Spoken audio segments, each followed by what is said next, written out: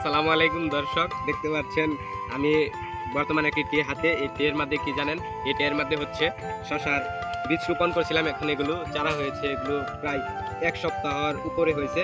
বর্তমানে এটি আমরা লাগাবো। টের মধ্যে রোপণ করার মূল কারণ হচ্ছে যে বীজ যখন জ্বালায় তখন পাখি আক্রমণ করে। পাখি আক্রমণ করলে আপনার যে বীজটা জ্বালাইতেছে সেটা তো আক্রমণ করলে ওটা শেষ, সেটাতে তার ফসল হবে না।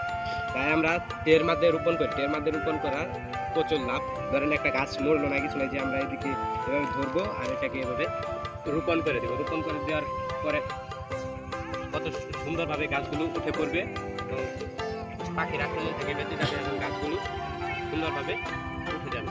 ওই যে যারা যারা আপনারা টের মধ্যে বীজ রোপণ করে গাছ তৈরি করে লাগাতে চান, তারা আমাদের সাথে যোগাযোগ করে আমাদের পরামর্শ নিতে পারেন। আমরা এই কাজগুলো অনেক আগ থেকেই করছি।